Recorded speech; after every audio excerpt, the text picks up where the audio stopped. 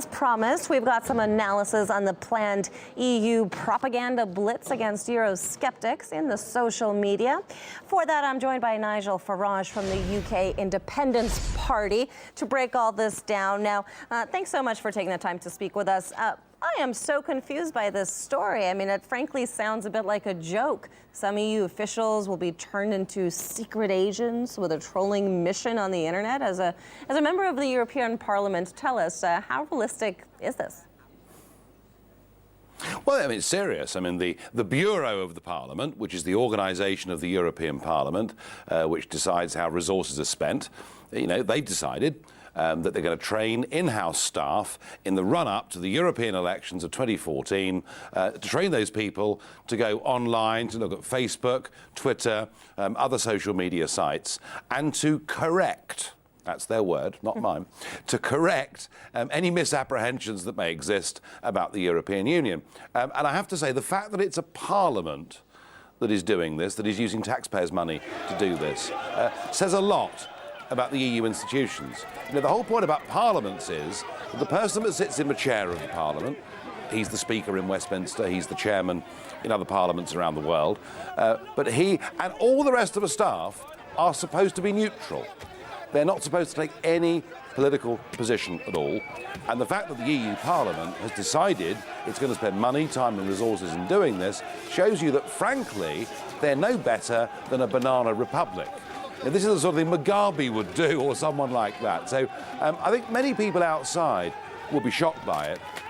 Having worked there myself for 13 years, I'm not surprised at all. They are really, really scared. They're scared that from north to south to east to west, all over the European Union, citizens are saying, we've never voted for this thing to become a United States of Europe. We've never asked to have the majority of our laws made somewhere else, and we want to do something about it. So they're scared and they're fighting back. Well, scared indeed, but, you know, moral reprehension aside, is this behavior even legal for them to be doing this? The word legal and the words European Union don't fit together. There is no such thing as nothing matters here. There are no rules.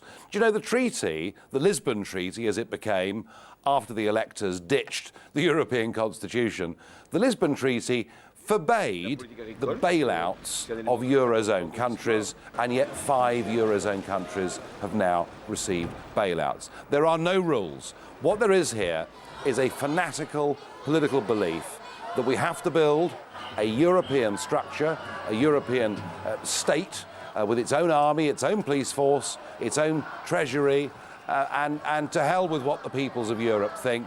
We are going to do it anyway. And that's what's driving this project. And of course, they've got a flag, they've got an anthem, and they are fanatical, and I believe the most dangerous people we've seen in Europe for 70 years. Well, you're quite clear in your point of view there, but very briefly, I mean, wouldn't it make more sense to tackle the root problem instead of trying to, you know, spend taxpayer money, as you mentioned, sit there on the social media websites and try to change people's minds that way? You could spend €1 trillion trying to tackle the root problem, and the root problem economically is that the Eurozone cannot and will not ever work. So there's no point in attempting to do that, because you know, you're not going to solve something. This is a misconstruction.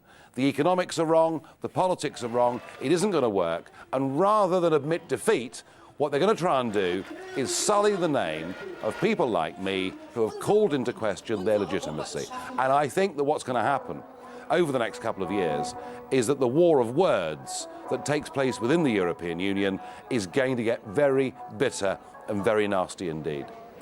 Well, sir, you certainly do not mince your words. Thank you so much for weighing in. As always, UK Independent Party Member of Parliament, Nigel Farage.